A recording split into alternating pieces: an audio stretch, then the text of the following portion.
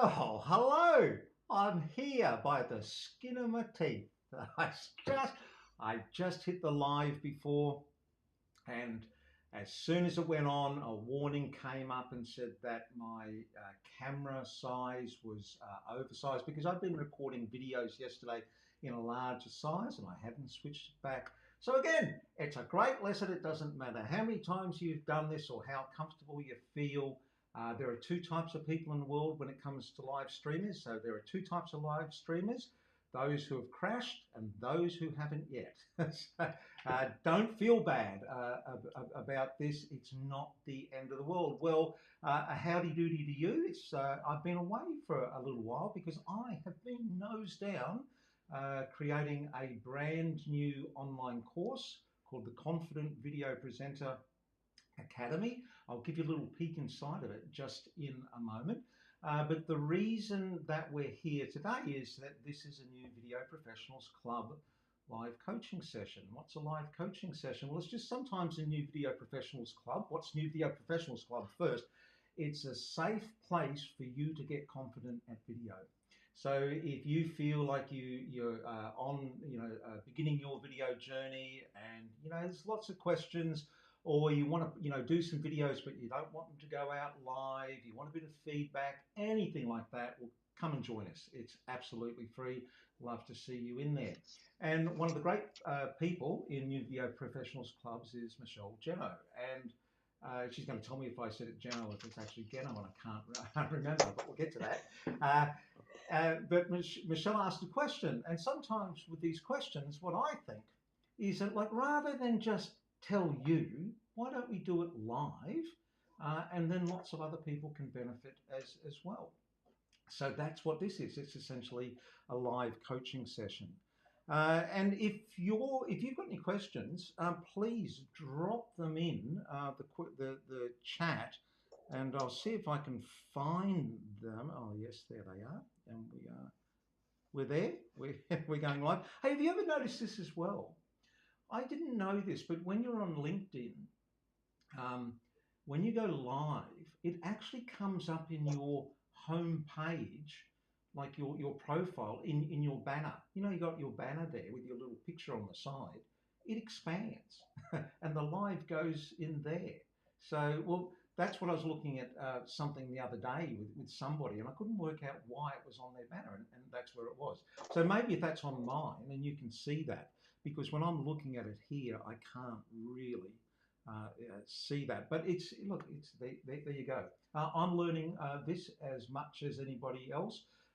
Always the student, always the teacher at the same time. We can be both, and it's good to be both. With that, I am going to say hello to Michele. Hi, Michele. Hello, Julian. It's so lovely to be here and to see you again. Yeah, it's terrific. Always love having a chat with you. I was just saying to Michele just a little bit earlier when we were getting her set up, it looks like whatever her bandwidth, so the pipe size that's coming out of her house into the internet, is quite small. And see how it's all pixelating around the side? I thought it was like like a movie filter for an old old time movie with the bits of dust flicking everywhere. So it's good now, but you'll see it there. It is. It comes in there. So Michele, is it Gennoe or Gennoe? It's easiest to think of do you know and then do you know. Gennoe. Oh, okay, Gennoe. All right, there you go. It's a very Australian way of saying do you know, but being very fast about it. Do you know? Do you know? Okay, I so also, interestingly enough, ran a campaign many years ago, which actually used that as a tagline. Like the marketing was all around do you know, Jeno? And I was successful, thankfully. hey, I just got a question here from Ian Henschke. I know Ian from back in ABC days. He said, "Can I turn my audio output up a little?" So first of all, Ian, thanks for the correct terminology. That's what you get when Ian's worked in broadcasting all his life. Second, Ian, I can't. It's coming out from me now at correct level, so I don't know where in the system this has fallen over, but it's coming out from me okay. And third, Ian, I know you're old like me. So turn your hearing aid up. Right? See if that helps. Right. Uh, so, Michelle, the question that you had was ask me your question. Well, I've actually got three things to talk to you about today now, Julian. So, Okay. if you'll bear with me, the first one was to start with saying a great big thank you, because it's now 2 years into the Mindset Michelle TV show, and you've been such a great coach and help and support all the way along, and very excited to be celebrating the fact that next week we're going out with the 100th TV show. So thank you so much. We're into year two of my 5-year mission. Just like Star Trek, it's a 5-year mission. And next week being the 100th episode, as you know, and as others can imagine as well, the amount of work behind the scenes and the time and the mistakes. I was sharing with you one of those mistakes just before the show as well. Yeah, so let's just talk about that a bit as well, because here you are, you've got an online TV show. Now, you just named it a TV show. You can call it anything you want, but basically, you're going out and you're using Zoom, you're using whatever, I mean, simple technology, and you're 100 episodes into a weekly broadcast, a weekly online show. How has that worked for your business, for your message? Well, it's been great. So I can't credit myself for the idea. Angela Vic here in Sydney, she from SME, Small and Medium Business Association, she was calling her online TV show a TV show. So this idea that just like you have the channels on your TV, the different channels like Instagram, etc., on social media are now an online TV stream, if you like. So this is where the online TV show idea came from. The show's now going out 3 days a week, and the idea with the 5 years is that it will be going out 5 days a week. So 5 days a week, every day, Monday to Friday, we will then have a TV show going out live across social media. So as you can imagine, that amount of content has increased my profile very exponentially, and everybody I meet that I've known has actually said to me about how they see me popping up all the time. So the number one thing in terms of business success is about that being front of mind. So front of mind now, whenever people think of me, they think of Mindset Michelle and they think of the TV show. So it's a great way of selling but not selling, being front of mind. And it's given the business, so the business itself is called On Purpose Transformation, but it's given the business that street credibility that me explaining through brochures or pictures could never kind of match. This, ongoing brand and week in, day out, building the business is something that, as you know, comes from doing that content every day, every week, and just building and building. Yeah, so but the point I want to get to is that a lot of people would have gone, I'm not going to go out and start my weekly online program, show, whatever you want to call it, presence, because it's not perfect yet. But I know that you've been using very imperfect technology, and if I looked at it through my technical eye, I could find 100 things that I could say to you to improve. But the point is, you just said this has exponentially increased your visibility, and it's also exponentially increased the number of people that you can help. Yeah, so I started off pretty much here within Australia and with people that I knew and had a relationship of some sort with. But now we're actually interviewing people globally. So Canada, Ireland, US, different cities and different states. So the reach into different networks and different markets has been exactly that, exponential. The other part of it is that, yes, when at the moment we're pre-recording, but the first year we did it completely live. So I had people walking off camera and picking up children, dogs, you name it. And it was about, the show must go on, the show must go on. Even though it's pre-recorded, I actually don't edit it that much because that authenticity of it being very real and it's happening in the moment is actually what people relate to a lot of and want to connect with as well. It's also because you correctly said that, I'm still not even pretending to be a techie. So I know my lighting, even with this, isn't quite right. But people, they look at me, I look well presented and I speak fine. um, so they actually don't worry about that, what I'm looking at and what the thing looks like. To them, it is about listening to the storytelling and the message. And that's really what, I'm talking about. And the guests that I have come on the show are talking about as well. It's about who they are and sharing their messages with the world. Yes, that's great. So I think the takeaway that I want to get everyone to understand from there is stop waiting for things to be perfect. Done is better than none, and in your case, done is way better than none. So congratulations for sticking at that. So let's then just follow that on. So now you have this weekly online video content that goes out. What was the question you were asking about how do you get that out to multiple channels? Well, it's now about scale. So as I mentioned, the show's going out 3 days a week, and there's going to be 100 videos. So there was two parts to the question.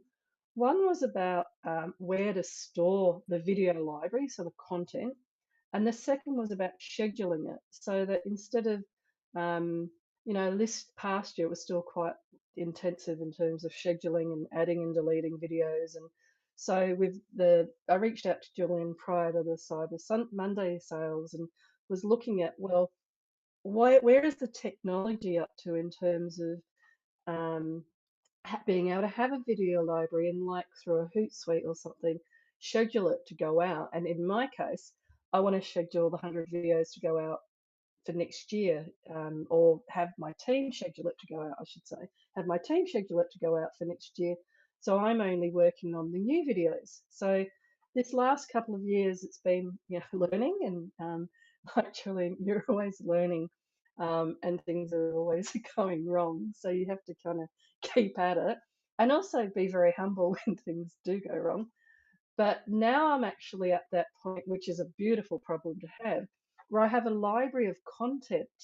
And so it's about managing the library of content and scheduling it to go out into social media at the times and dates that I want it to go out. Perfect. All right, let's jump in. I can I can clear things up a little for you. All right. So so you're using ReStream at the moment.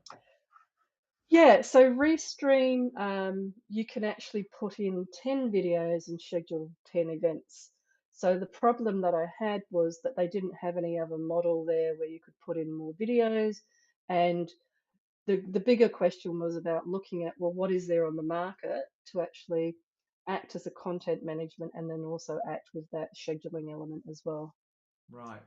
So everyone understands the rest. There are so many apps out there. So number one, by the time that I have finished talking to Michele about this, a new app will be on the marketplace. It is happening so fast. So if you're having trouble understanding this and you go online and it's overwhelming, it's not just you, all right? It is overwhelming. So let's just clear this up a little bit. At the moment, Michele is sitting there and she's looking at a camera. It could be a webcam, it could be a iPhone, it could be any other sort of a camera, and that camera is somehow plugged into her computer, and then that is going into this app that Michele is using at the moment, and it's called ReStream. It is one of many apps, but we'll use this as an example. This allows Michele to go into ReStream, and as this picture here shows, ReStream then sends that up to multiple channels. And I've forgotten the number of channels, but it can be a lot, quite a few, all at the same time.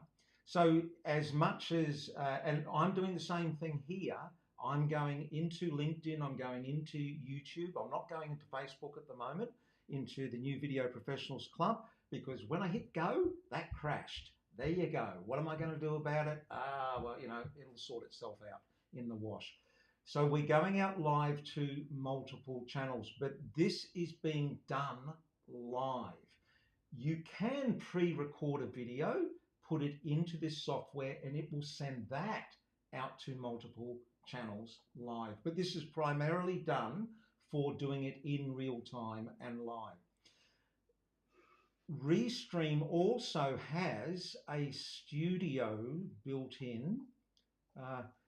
It's like, it's so, like I'm sitting here and, I can do this and I can go to Michelle here and I can do this.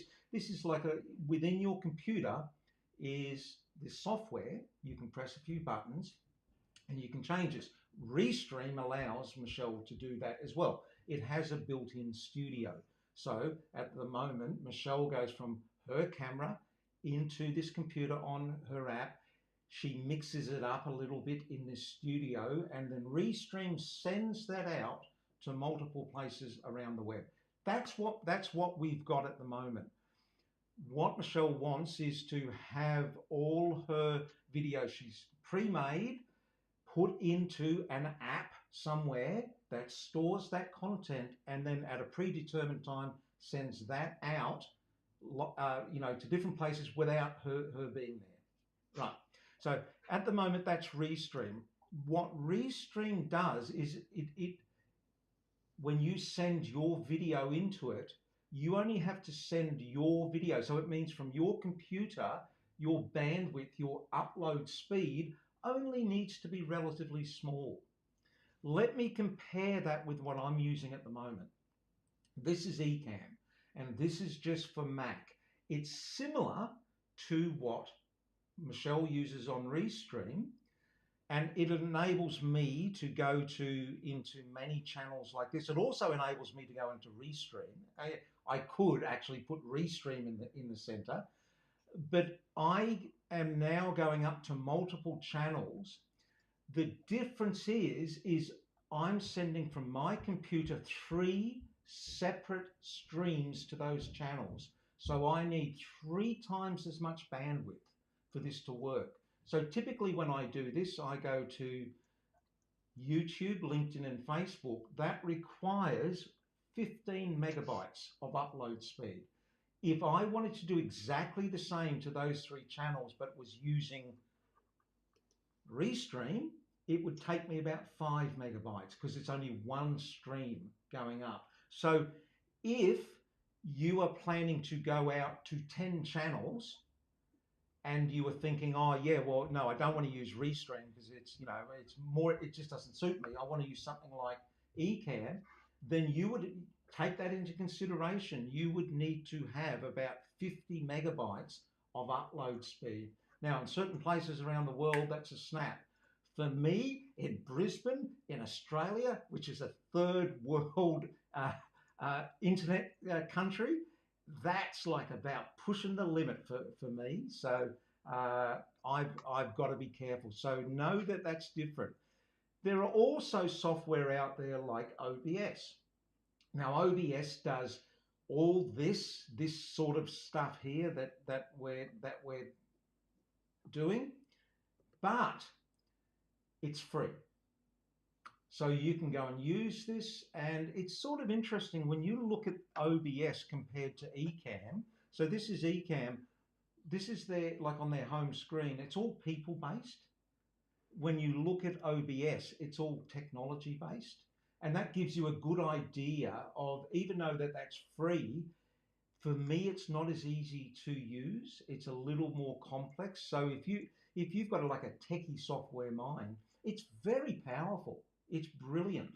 But if you want to send this picture up to multiple channels, then you've got to do things like go in and download a plugin. But this is, when I say it's techie, it's like this. So it's not that hard, but it's not as easy as just what Michelle's using with ReStream, which you go, click the YouTube icon, click this icon, and with Ecamm, a lot of this is drag and drop.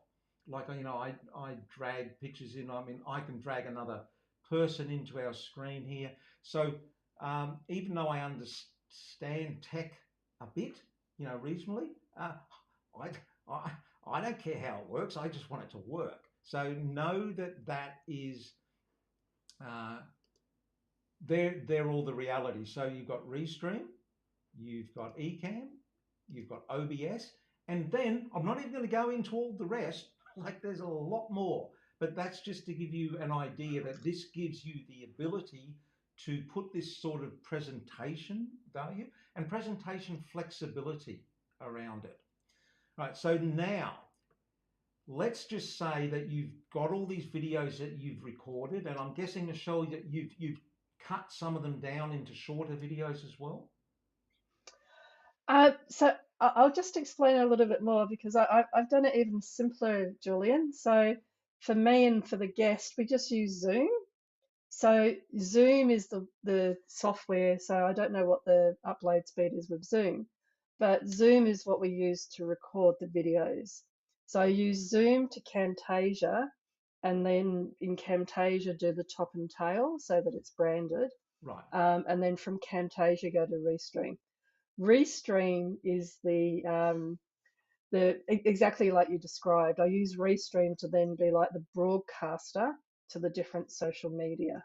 Okay. So the content library, if you like, is still on the computer, in the cloud, and in ReStream. But the problem is that ReStream isn't built as a content management system, and it's also not built to schedule at scale. Perfect. Perfect. So this is ReStream, and let's just want to make clear that there is no perfect software. If you're out there looking for the perfect piece of software that's going to do everything that you want perfectly at a price you want, good luck. So what you're going to have to do is you're going to have to compromise on one piece of software and also use another piece and maybe another piece and just use certain features out of that, and in a Frankenstein way cobble them together to make this work for you. There is not one size solution fits all. So with ReStream, it's what's that, $16 a month, and you can multi-stream to 5 channels. So like you were saying, that this isn't a content distribution platform like where, you know, for social media where you pre-plan all your posts and they go out. So I would say that you're using the wrong software, Michelle, straight away from what. So I didn't understand that you were pre-recording everything in Zoom, putting it into an editing program like Camtasia, and top and tailing it all with an intro and an outro. I would suggest that there's easier ways to do that, by the way, using something like Ecamm. So just to let you know, I've just made 40 videos for my new course. Oh, hang on. My new course, the Confident Video Presenter Academy. So there's 40 videos in there, and these videos, all these videos were all made live in that, like the intro, the outro, the videos in. I didn't have to edit anything. So if it's a 8-minute and 13-second video, start, end, finish was 8 minutes and 13 seconds to make the complete video. So just letting you know that there are different ways that you can approach this out there. But back to this, what I'm going to show you now is what I use to put all my content out onto social channels. And I'll explain roughly why I've chosen it to do this way, and we'll look at some options. And this is by, and I don't,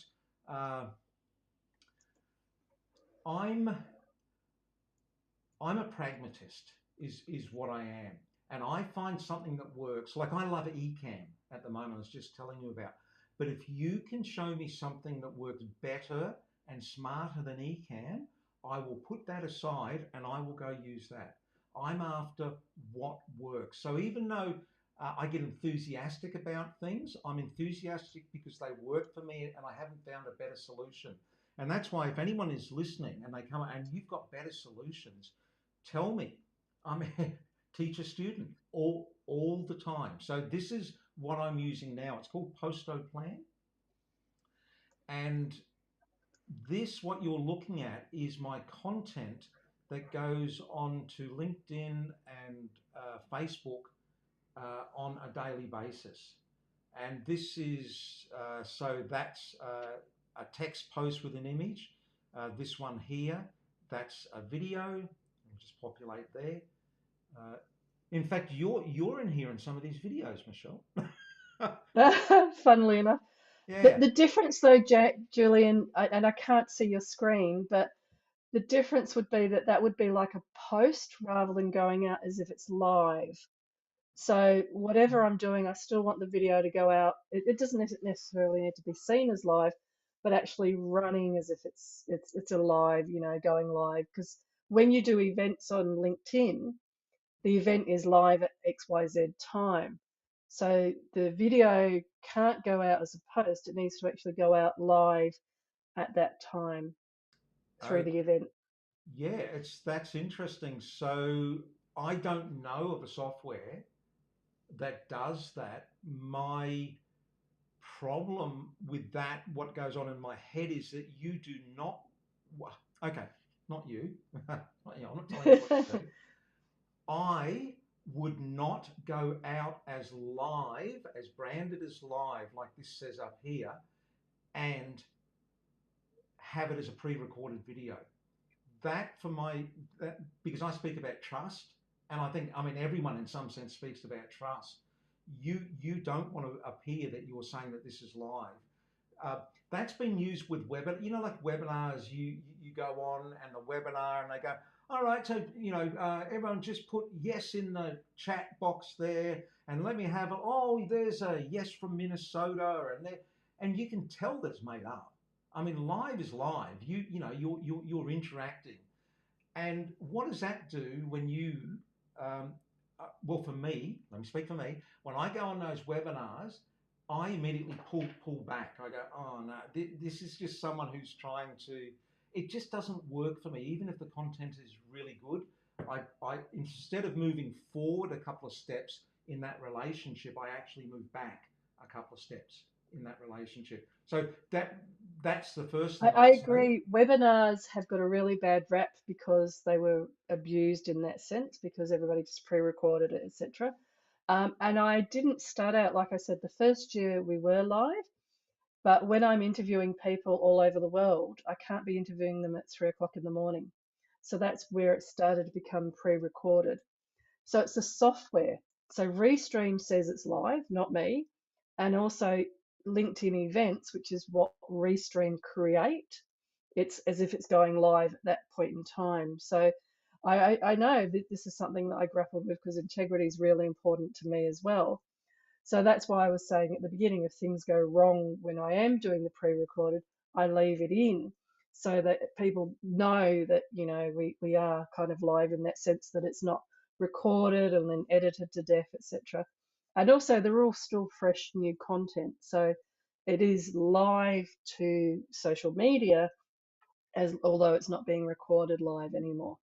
But you raise some good points because whatever I pick, it has to fit in, and this is the great big questions that we're seemingly trying to answer. It has to fit in with how things like a ReStream or a LinkedIn events, how they treat the software coming in, and whatever they treat, like with the social media scheduling or the content, etc. So they have record previews, if you like, of what they think is coming in. So why do you?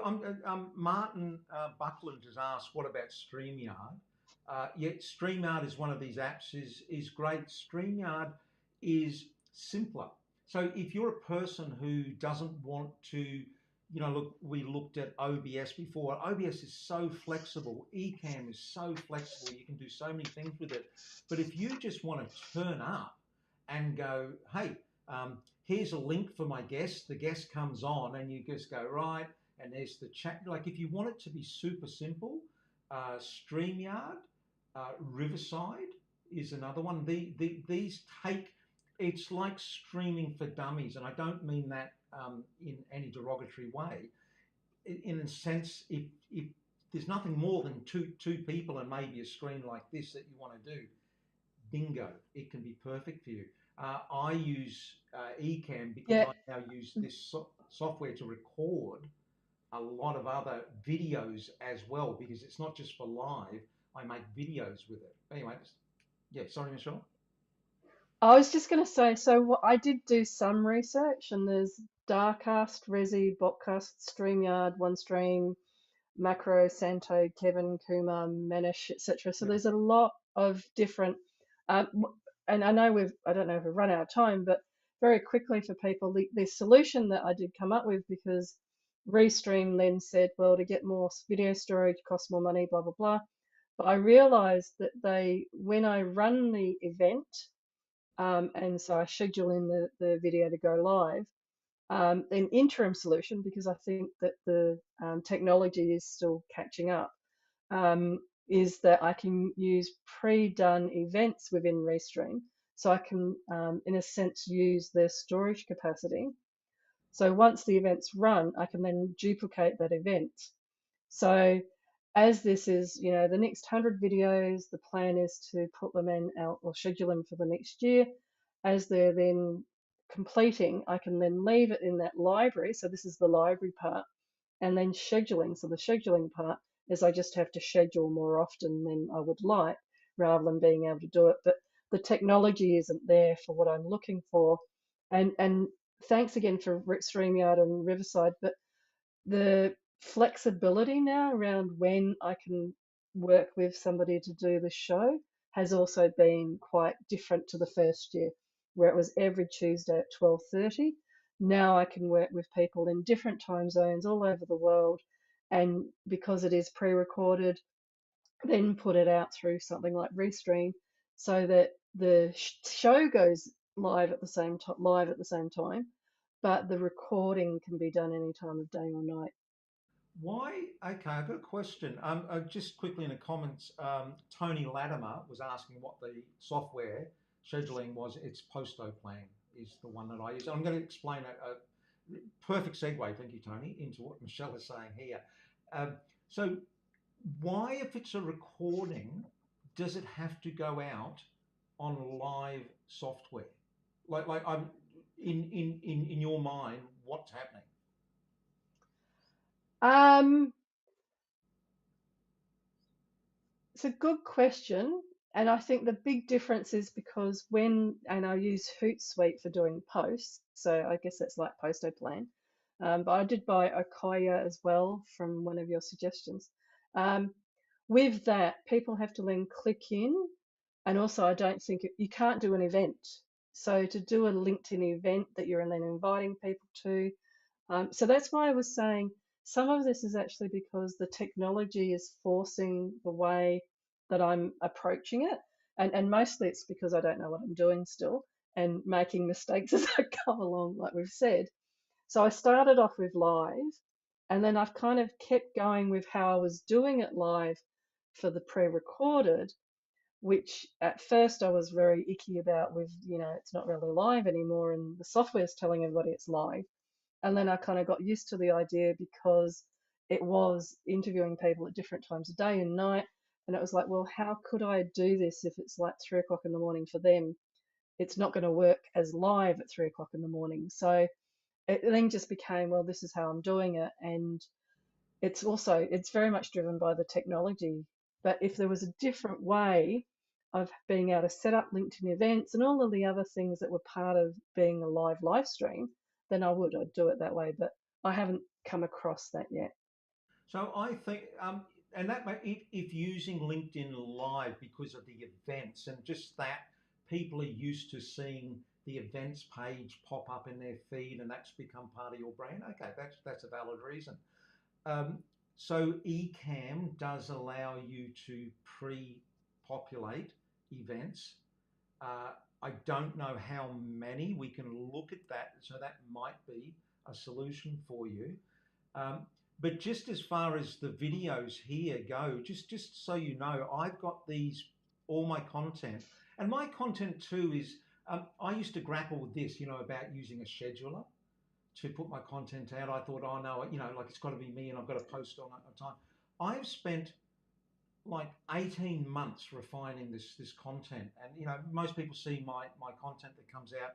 It's got some value to it. I don't feel in here like I'm cheating anyone by by putting this out. But I now have this populated. So let's look at here.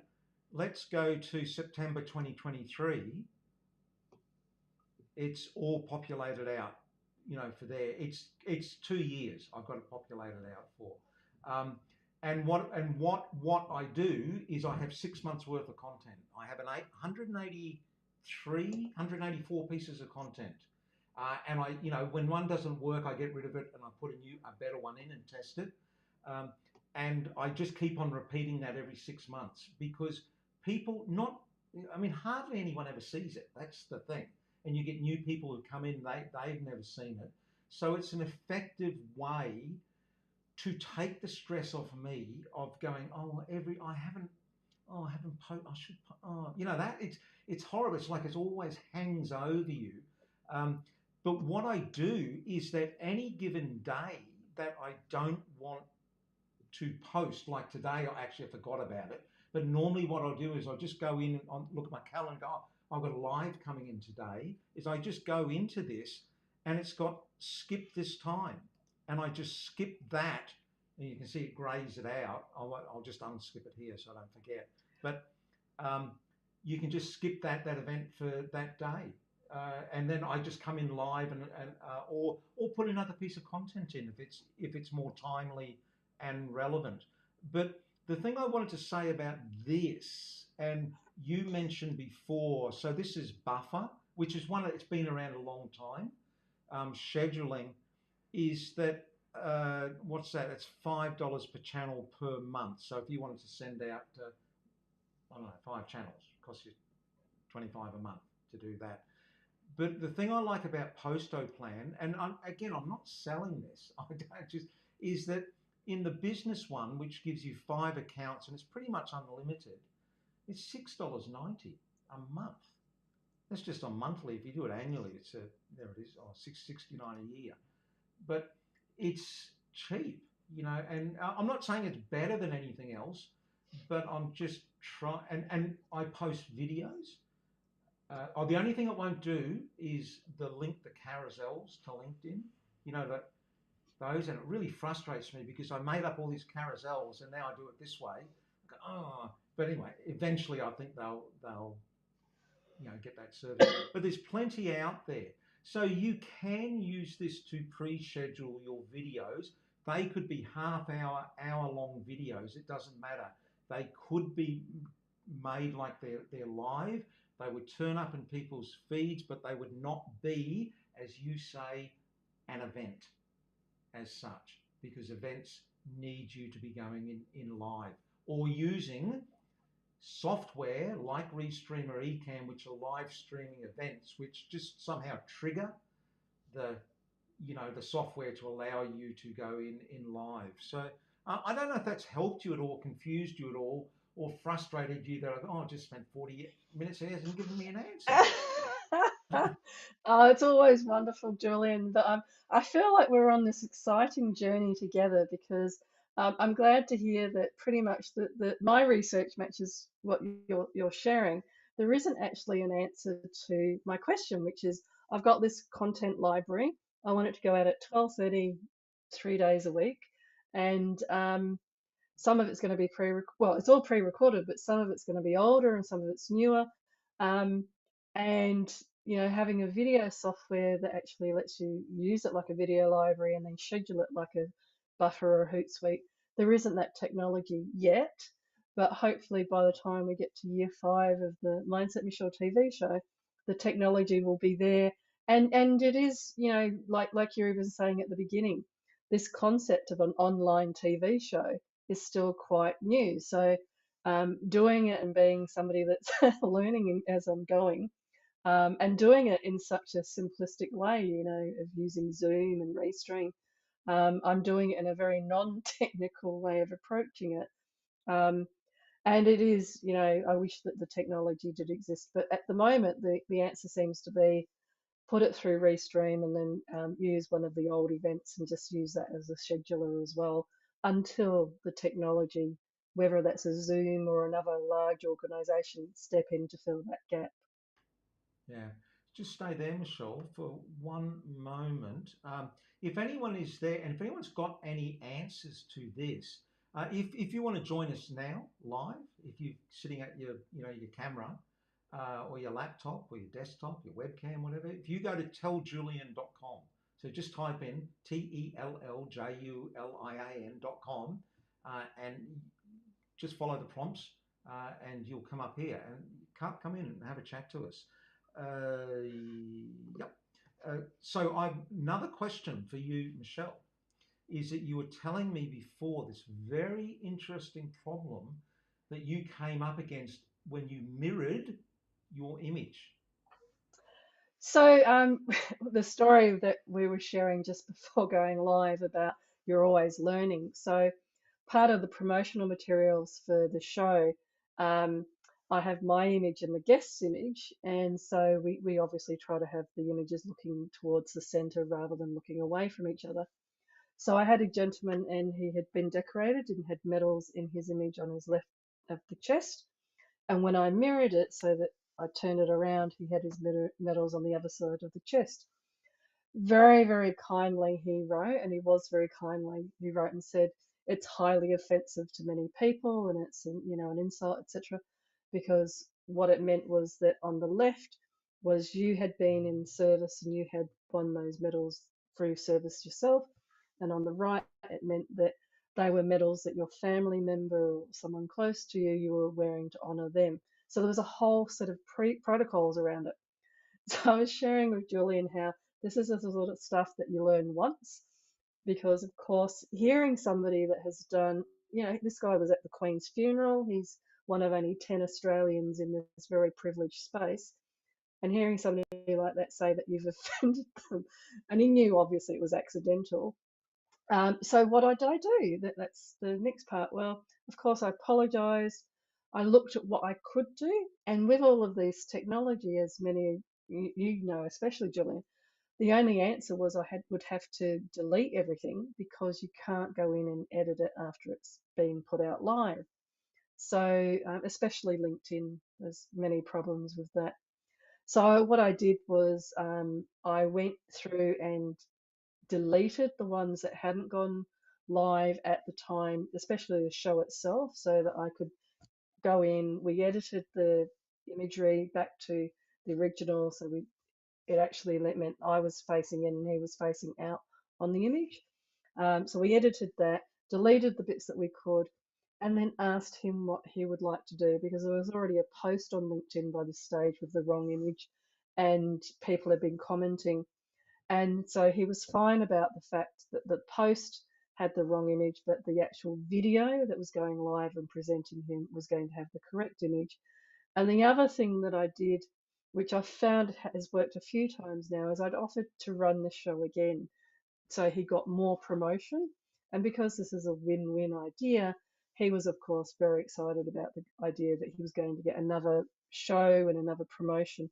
So it's been exciting because it was like my heart sunk and I thought, oh my God, I've just offended this beautiful man, this beautiful human being who's done these highest honours for Australia. But he was so, so kind about it. We found a solution and then he was really happy because he was getting more promotions. So, yes, Julian, every day and every new interview is a new lesson. But those are the sorts of ones that you learn once and then you'll never forget it again. That's I've never even considered that would be an issue. That's a really good insight for me. Let's bounce back to something we were talking about earlier. So you can with Ecamm, what you can do is you can select when you're recording your guest to do what's called ISO recordings or isolated recordings of the individual tracks. And this is with other software as well. So if that happened, you could go in afterwards and choose his track and just flip it and then recombine the two. So that's a possibility as well. again, it's finding a piece of software that does everything that you want is just really, really hard. Uh, yeah, terrific. Hey, look, thanks, Michelle. I look at that, student and teacher. I've learned something. The final question, because I had three questions. Oh So yeah, yeah, one no, was go, about the go. TV show, the other one was about the content and stream, and the third one was because yes, we're always using new technology, and I can't quite work out. So I'll demonstrate. So I think this is the that's the starting light.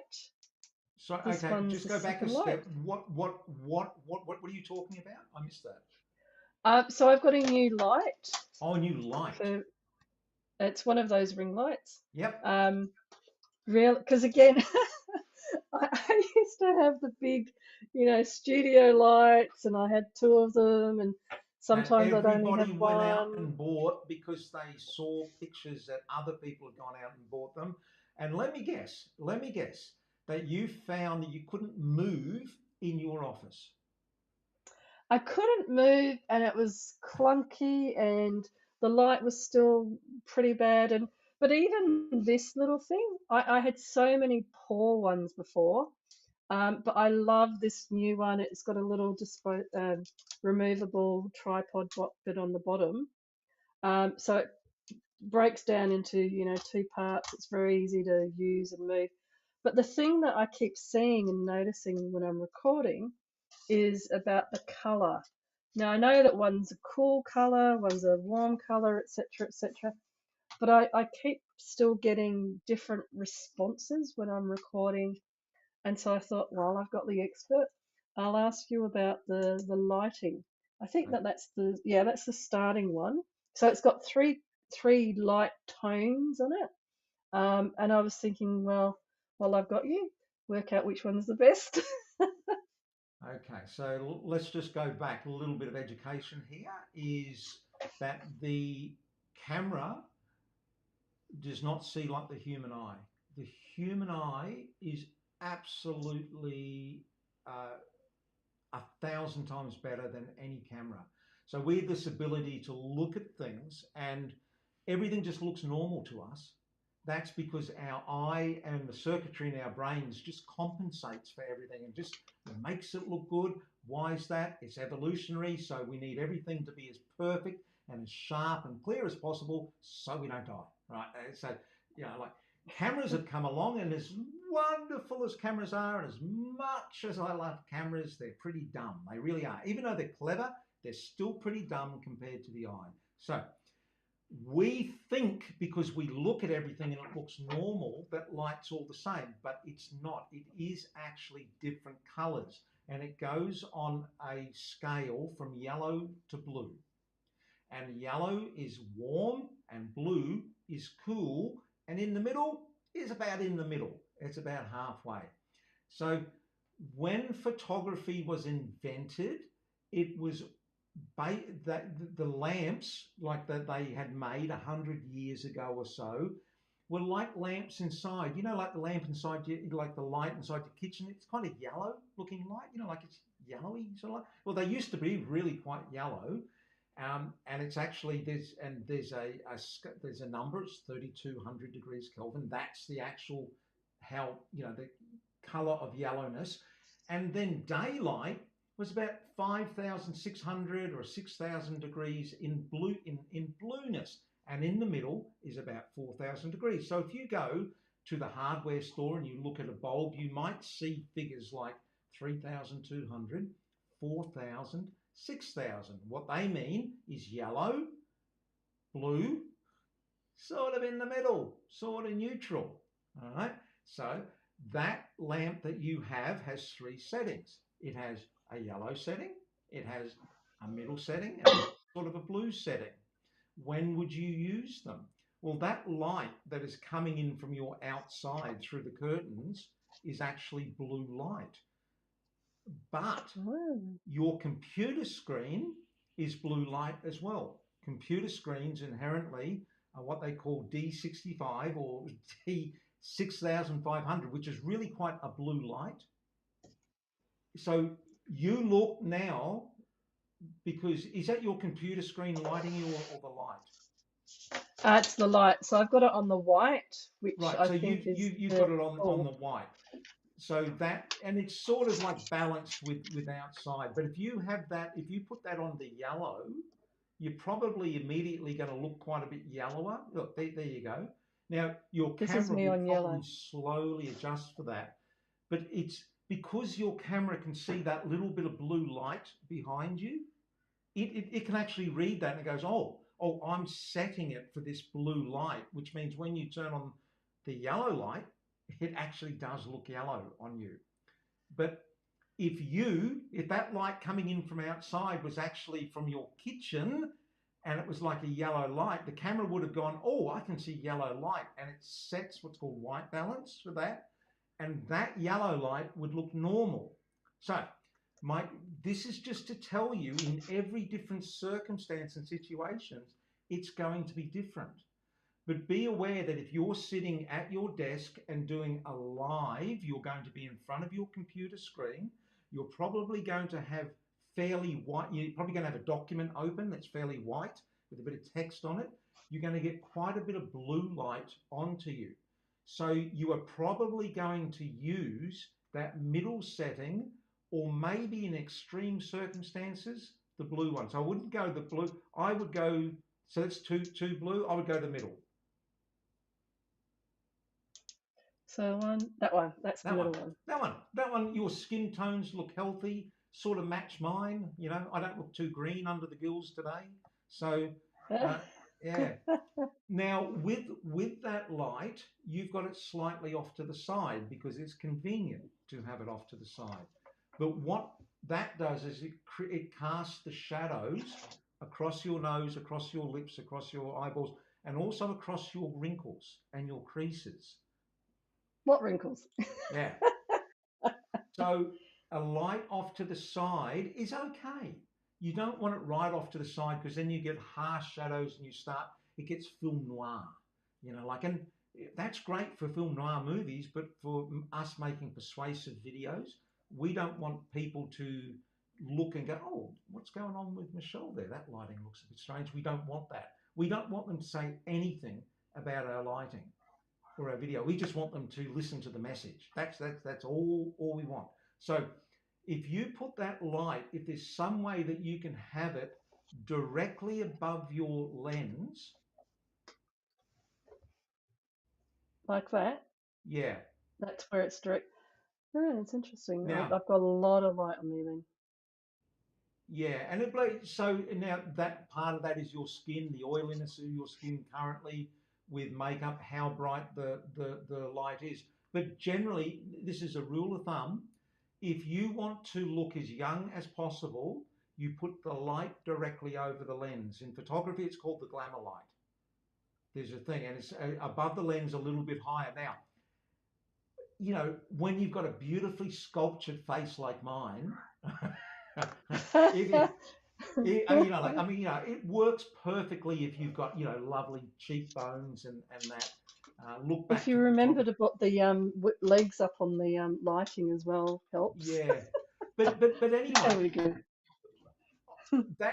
that's what you want. But okay, but this goes to the next bit. If what I have just said is a problem for you, which means every time you go to make a video, oh, I've got to try to balance this thing up there.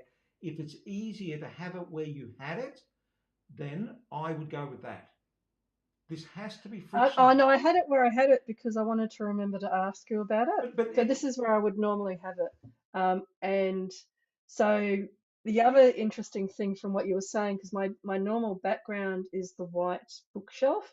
yeah. So the walls and everything, and the curtains are a lot whiter than they're actually more grey, darker grey than the actual bookshelf. But it's a good point about the white and the cool So because yeah. every scene. So when you change from that scene, that background, and I think you have to relight for each scene because you don't sit like a cutout, like a Photoshop where we just put this picture of Michelle on top. It's part of a bigger scene, and the background, everything comes together and creates how we react to that scene.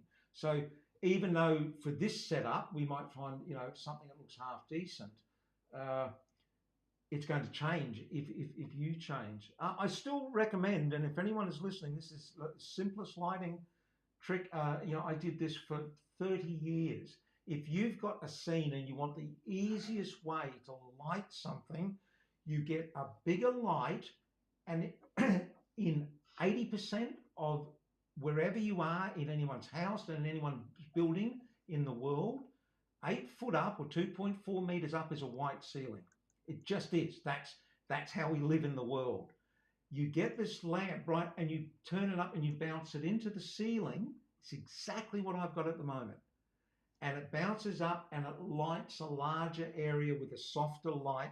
It's not perfect, but it's out the way. And my lights, I don't have any stands. And that light you've got is not big enough to do it. You need a larger light, but it's frictionless. I don't have any stands. It's out the way, and I just, like I've shown this many times, I have everything just on one light, and I switch it on, and bang, it works. So at the moment, how you're looking is quite okay. Yeah, no, I'm really pleased that I asked you and we experimented because remembering to put it behind the camera, the lens, and also the middle setting. That was, my very simplistic. All I had was 3 buttons, and I still needed to ask which one to go with. That's fine. And you'll actually look at it. If you could take that cover off, you'll see it's just a circle, and it's got all these little rectangular LEDs. They look like little pinheads, but half of those will be yellow, half of them will be blue, and so you'll probably find the middle setting is probably a bit brighter because it switches both on rather than just having one. So again, you've just got to know your light. But again, if that works for you and it looks like it's just USB, does that run off USB power? Yeah, it just plugs, again, simplest thing, plugs into the laptop. So there's not like extra this and that and whatever. It's just, for me, it's, whatever's simple and works is what's easy. Yeah, brilliant. Hey, Michelle, this has been terrific. We're coming up to the top of the hour. Let's all get back to Do you our want to life. tell me some more about your new content video club, Julian? The thing, no, I'll do that another time. People come up. Okay. There's plenty of opportunity. I will be speaking a lot about it. I'm so happy with it. It is the best. It is the best work I've done to date. That's what I think. Feedback I'm getting already. I only had it open for a couple of days. Is really good. So bit by bit, that's what I'll be talking about for the next year. Yeah. Oh, fabulous. And if I can give one final plug about the show, obviously I'm always looking for fabulous people to come on the show. Julian's been on the Mindset Michelle TV show. So if other people would like to come on and be interviewed, it is about you, the person, and your suggestions for creating a successful mindset. And as people know now, it's pre-recorded but goes out as live. Then please, yes, reach out and be very happy to have you come on the show in 2023. Lovely. Brilliant. All righty. Okay, everyone, you have a lovely, whatever it is, Friday or Saturday or Thursday, whatever you're having. And see you back here sometime. See you, Michelle. Bye. Thanks, Julian.